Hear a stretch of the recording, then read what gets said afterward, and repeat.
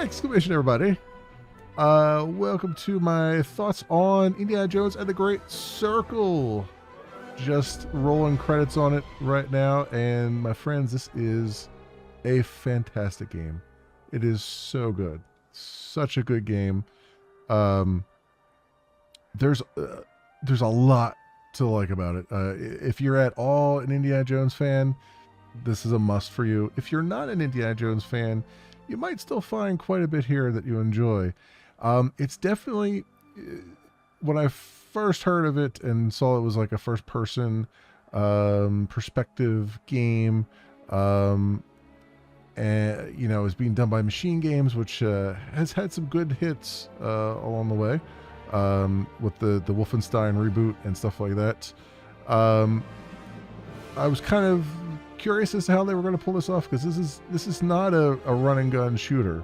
This is really a puzzles and archaeology and really heavy story based game, and they absolutely knocked it out of the park. It's clear that they were fans of the Indiana Jones franchise, and it oozes in every orifice of this game. The music is fantastic. The art is just absolutely beautiful, just top notch. And you can tell as well that this team is very used to the id Tech engine, because that's what they were using for this, and so it's just top quality all along the way. The game, having just played Dragon Age Veilguard and dealing with 5-minute startup times where it's you're waiting for it to validate shaders, and God forbid if a shader needs to be recompiled, suddenly it's a 15-minute startup. And this game, it instantly starts up. The main menu literally pops you right back into wherever your last save was.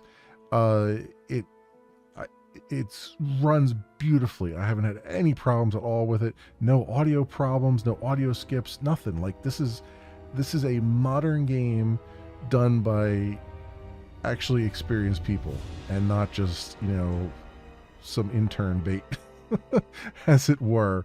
And it's fantastic through and through. The technology's there. The performance capture is fantastic. The acting was fantastic. Troy Baker as Indiana Jones was 99% Indiana Jones. He was 99% channeling Harrison Ford. There was a few little spots here and there where you could tell it wasn't, he was struggling a little bit.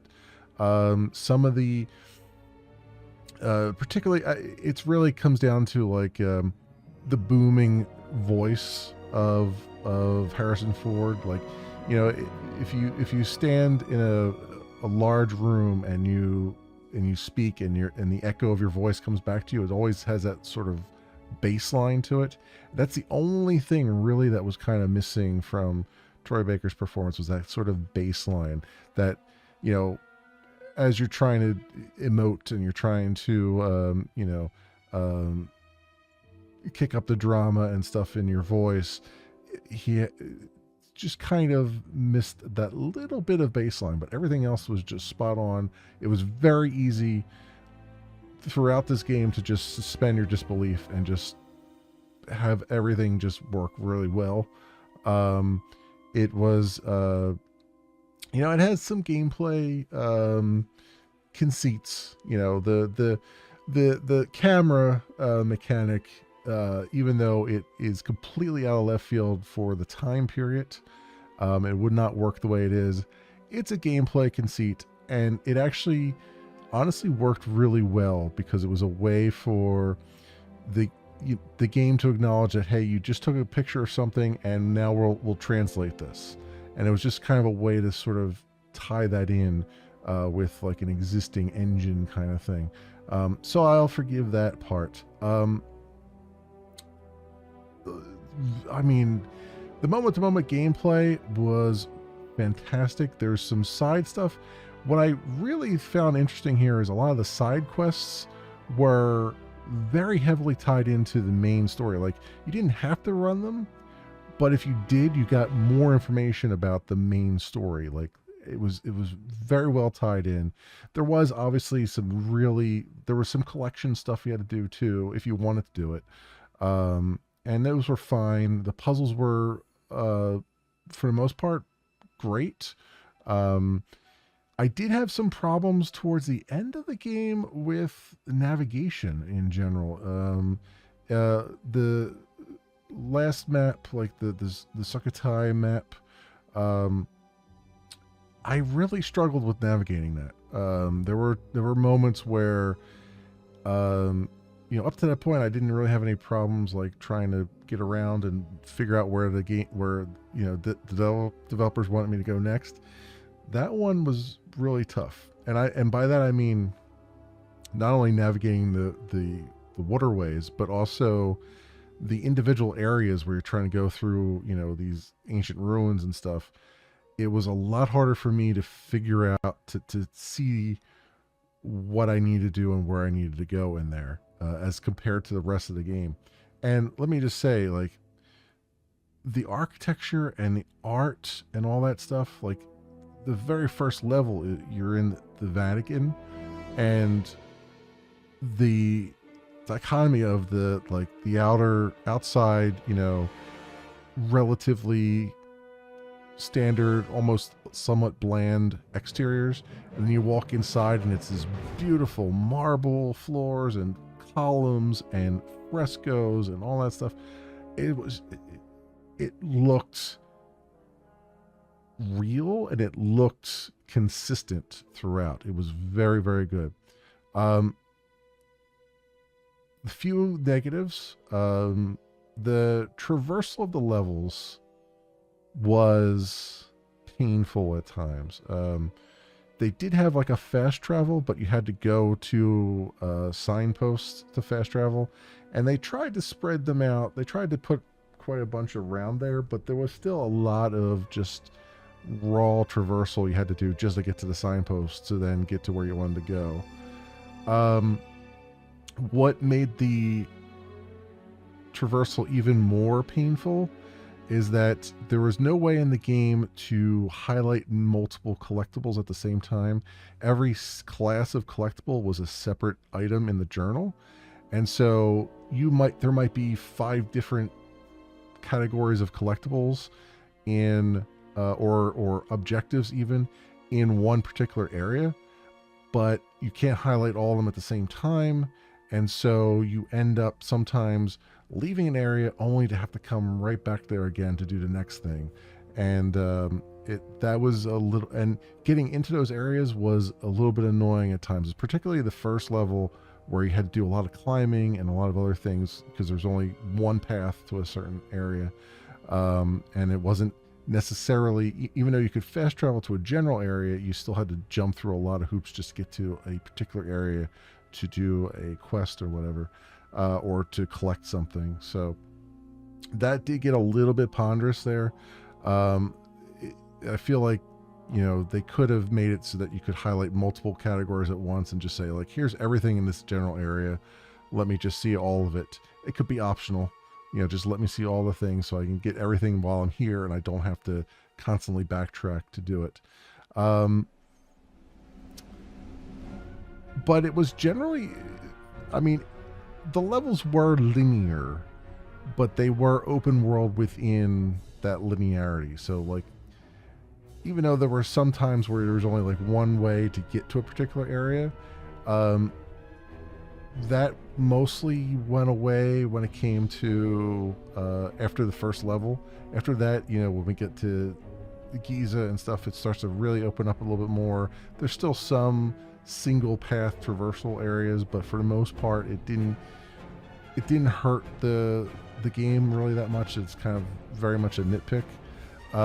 And while we're on the subject of nitpicking, so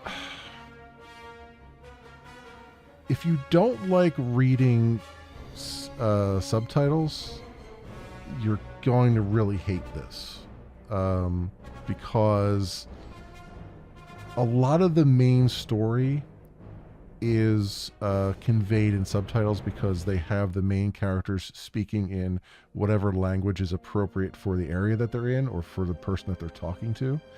And while I acknowledge that helps with the realism for some things, honestly, everything else about this game was so good that it was easy to suspend disbelief, and it would have been it would have been much more appreciated if they had just kind of did like a Hunt for Red October thing, where it's like you have them talking in, you know, German or whatever, and then you zoom in on their lips, and then they start talking English, and you zoom back out, and then everybody, it's a wink and a nod to the audience to be like, they're really not speaking English, but we're going to have them speak English or whatever your native language is that you have the game set to, just for your own comfort, just so you don't have to have your eyes glued to the screen constantly, just so you can, listen rather than having to read. I again, splitting hairs there.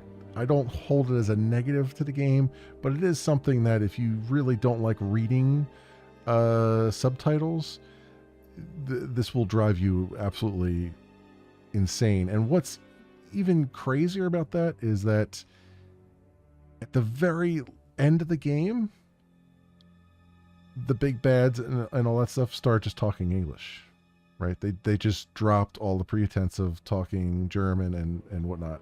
Even to each other, they were talking English. So it was like, and I think that was kind of they kind of acknowledged that was like this is important enough that we have to do this. But I feel like they should have done that the whole way through, at least for the main story stuff. If you did the side stuff and you didn't need that, that's fine. But that was kind of a weird thing there, and I that's the one. I mean, it's such a good game; it's hard to find any negatives. That's like the one sort of negative that I could kind of pull out from that. But yeah, it feels like Indiana Jones. It looks like Indiana Jones. It sounds like Indiana Jones. I know a lot of people were, myself included, were not sure about it being a first-person perspective rather than third-person, because we're kind of used to adventure games being third-person.